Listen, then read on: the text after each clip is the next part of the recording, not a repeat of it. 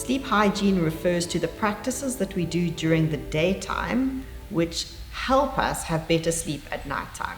It can refer to making sure that you've got a really lovely sleep environment, making sure that your bed is comfortable, that you don't have too much light. If you struggle with noise and you're sensitive to sound, you might need to wear earplugs, or some people like to wear eye masks. So these are the things that we can control in our bedroom.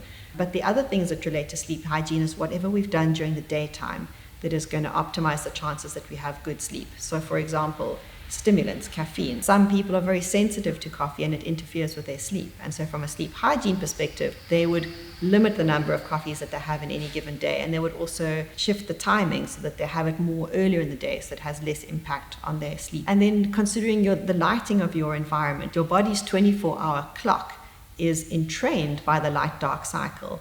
And so we have evolved to be very, very sensitive to sunlight. And so what happens is at the end of the day, the light levels go down, our body produces a hormone called melatonin, and that shifts us into the sleep stage so that we're ready for sleep. And in our homes, if our lighting is too bright at the end of the day, for too long after sunset, we actually interfere with this melatonin hormone such that its production is delayed, and that delays our sleep timing. The other thing to consider, of course, is that there are seasonal changes, and in summer we may need to work a little bit harder to keep our sleep spaces darker for longer in the morning because the sun comes up very early, and that light can be very alerting to most of us. We are actually more sensitive to light in the first half of the day compared to later at night.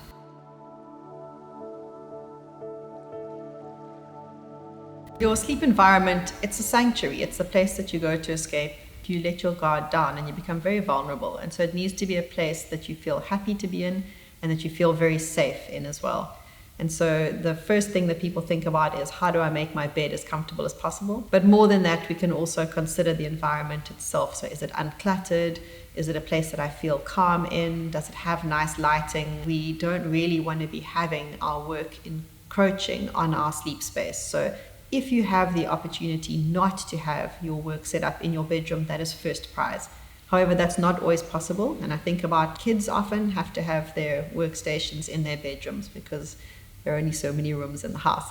If that is the case, you need to create very distinct spaces so that at least you've broken down the space use in your room so that this is my sleep space and that is my workspace. If you do need to have your computer in your room, in fact, this goes for all of your devices, make sure to shut them down at the end of the day. Not only do you not want them coming on during the night, which is going to disturb your sleep, but it's also a message to yourself to say, I draw the line now and that's the end of my working day. So the temperature of your bedroom makes a massive difference to your sleep. Ideally, we like to have our room set at around 17 or 18 degrees. So it's slightly chilly. And the reason for that is that our bodies are not designed to sleep when the temperature is high. Anybody who's had summers in Cape Town, for example, in February is the worst month to sleep. There are mosquitoes and we're all too hot and we're doing everything in our power to try to cool down. So your body temperature has a 24-hour pattern, and when your temperature starts to drop at the end of the day, then your body gets primed for sleep. It's one of the messages that sleep is imminent. So often people will say, for example, have a shower, and then that evaporation helps to drop your temperature.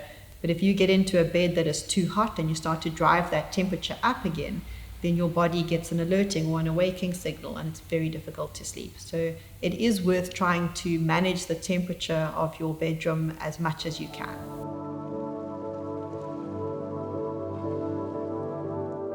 Bedding can make a huge difference to your temperature control. Nice cottons, for example, generally are much cooler to your skin, and they don't hold the heat very much. And then don't be afraid to change your bedding as the seasons go. We have an enormous winter duvet, and we're practically with sheets in summer, and in fact then you need the autumn and spring version as well. So you need to be quite proactive.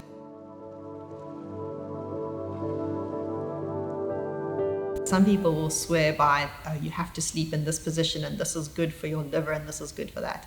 At the end of the day, you sleep in a posture, A, that you feel safe in, and B, that you feel comfortable in. You will know, I need fewer or less pillows, I need to sleep on my back, for example, or not. Most people end up actually just sleeping on their sides. It's generally a pretty comfortable position.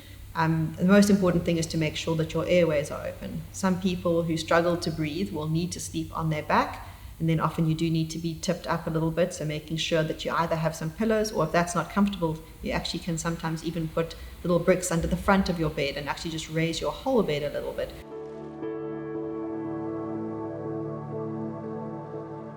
Very often you might have very different sleep-wake patterns. You might have an owl trying to sleep with a lark. The question is, can you share a bed? Can you share a sleep environment? The answer to that is yes, you absolutely can, as long as you're sensitive to each other's needs. So for example, you can have the early person going to bed early and the night owl creeping in later, provided that person does so with huge consideration. Same goes for the different wake-up time. I really think it's important as much as possible to share your sleep environment. It's very much a part of human nature, and so as much as we can, we try to encourage that, but we just need to be mindful.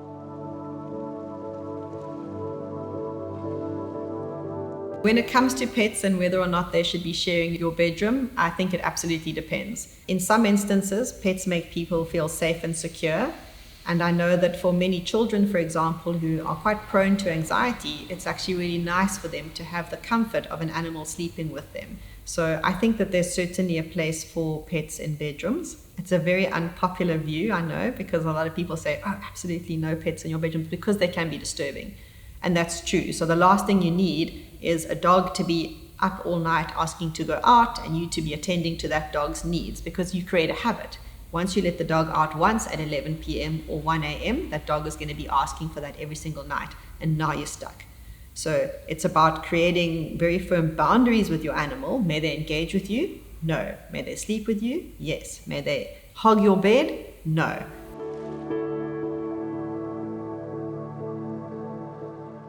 Sleep hygiene is great to be able to do it on most days of the week for most people. I don't really advocate for people to be so rigid and so structured that you get yourself into a tiz if you happen to not get one of these strategies right. Most of us are very resilient and we can handle a little bit of chaos.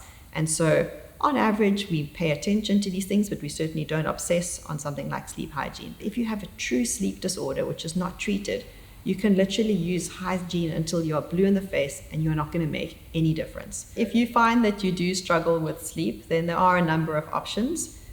Sometimes the first port of call is to go to your GP and to see if he or she is able to help you. If you have insomnia that is very well entrenched, you may want to visit a psychologist or a psychiatrist who specializes in cognitive behavioral therapy for insomnia. Alternatively, if you have an amorphous sleep problem and you don't know where to start, or you've tried many things and nothing's working, then you would need to see a generalized sort of sleep therapist like myself through sleep science. And in that case, we will then help you to try to understand your sleep issues and then get you onto the right track to optimize your sleep.